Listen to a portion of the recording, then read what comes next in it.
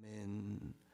오늘 셀라이프 출애굽기 38장 21절에서 31절 말씀을 가지고 마지막 성막 재료라는 제목으로 같이 우리 은혜 나누기 원합니다. 오늘 말씀에서는 이제 성막의 마지막 이제 그 기둥의 받침과 또 문의 받침과 어떤 말뚝 같은 것들을 만든 것에 대해서 증거해 주고 있습니다. 성막에는 여러 가지 기구와 또 그 기구들을 만들어 갈 때 금이나 조각목으로 혹은 조각목을 금으로 감싸서 이렇게 만들게 되어졌는데, 오늘 금으로 만든 성소의 장식들뿐만 아니라 오늘 말씀 25절에서부터 31절까지의 말씀에서는 은과 노수로 만들었던 받침들과 또 성막의 어떤 그 모든 것을 잡아주는 말뚝들에 대해서 말씀을 해주고 있습니다. 자, 오늘 이 말씀은 특별히 하나님에게 쓰임 받았던 그 성막의 금과 은과 노시 얼마나 정확하게 관리되어졌고 그저 그냥 소비품으로 사용되어진 것이 아니라 하나의 귀한 기구로 이러한 것들이 사용되어졌음을 또한 증거해 주고 있습니다. 오늘 본문의 말씀에 등장하는 인물 또 오늘 사건의 내용을 살펴보면 21절에서 23절까지 세 사람이 등장을 합니다. 오늘 본문에서 특별히 눈에 띄는 인물은 21절 말씀에서 보니까 아론의 아들 이다말은 사실 성막을 만들 때에 크게 어떤 쓰임 받았던 그런 인물은 아니었습니다. 다만 오늘 말씀에서 하나님께서는 그 화려한 금과 또 여러 가지의 것으로 성막을 만들게 되어지는데 이것을 정확하게 관리하는 사람으로, 오늘 그래서 21절 말씀에서 보니까 모세의 명령대로 계산하였다라고 이렇게 말씀해 주고 있고, 이 말씀은 곧 이다말이 이후에 성막을 펴고 성막을 접고 하는 것에 어떤 중요한 일들을 감당하는 제사장이었었어요. 그 일을 감당하는 모습을 가지게 되어집니다. 그 이후에 22절과 23절에서는 우리의 아들 부살렛과 또 아히사막의 아들 오홀리압이 성막을 총 감독하는 어떤 그 감독관의 모습으로, 또 오홀리압은 정교하게 어떤 조각하는 또 청색, 자색, 홍색 실에 술을 놓는 어떤 이러한 일들을 감당하는 믿음의 사람이었습니다. 이 사람들은 대표적으로 이름이 성막을 만들 때 그 이름이 등장하는 사람이지만 이 사람들 중심으로 수없이 많은 사람들이 하나님의 성막에 모든 백성들이 사실상 참여해서 이 일들을 감당을 했습니다.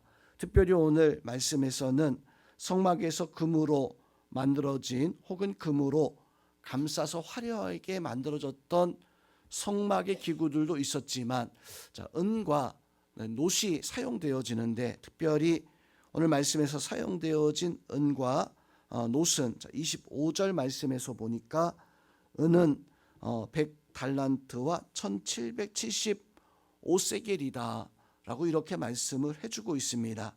그런데 26절에서는 딱 그 절반 20세 이상으로 60만 3,550명인즉 성소의 세겔로 각 사람이 한 배가, 즉 은 반세겔, 즉 이제 한 사람이 절반의 반세겔씩 내어져서 이것이 이제 다 더했을 때 100달란트와 1775세겔이다라고 이렇게 증거해 주고 있습니다.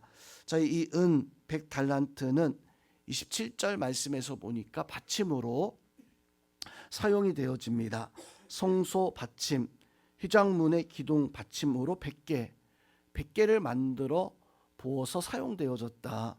우리가 보통 받침이라고 하면 마치 소모품처럼 생각이 되어질 수 있어요. 그러나 성막에 어떤 기구라 할지라도, 어떤 물건이라 할지라도, 또 실 하나라고 할지라도 성막에 사용되어지는 것은 소모품이 없었습니다. 다 모든 것이 짝을 이루어서 바로 하나의 성막이 이루어지게 되어져요. 자, 오늘 또 롯도 31절 말씀에서 보니까 뜰 주위의 기둥 받침, 휘장문의 기둥 받침과 성막의 모든 말뚝, 주위의 모든 말뚝으로 이 놋이 사용되어졌다. 성도 여러분, 여기에서 놋이 또 금이 어떤 기둥 받침과 문의 받침과 또 뜰의 기둥 받침으로 놋이, 또 뜰의 휘장 받침으로 이 놋이 또 그 말뚝으로 사용되어졌는데, 우리가 생각하기에 이 받침은 땅 위에 다른 것들을 받치기에 가치 없는 것을 혹시나 여길 수 있습니다. 그러나 이런 모든 것들이 성막을 받쳐줘야지만이 하나님의 성막이 이루어져 나갈 수 있습니다. 자, 이것이 의미하는 것은 하나님 앞에 이 백성들이 반세겔씩 드린 그 은으로 성막을 바치었다. 하나님 앞에 드린 놋으로 성막의 이 모든 것들을 붙잡아주는 어떤 말뚝이 되어졌다라고 하는 것은, 은이 없어서는, 또 놋으로 되어진 말뚝이 없어서는, 그 받침이 없어서는 하나님의 성막이 세워질 수 없는. 그런데 여기서 반세겔씩 드린 은은 사실 속전세를 의미합니다.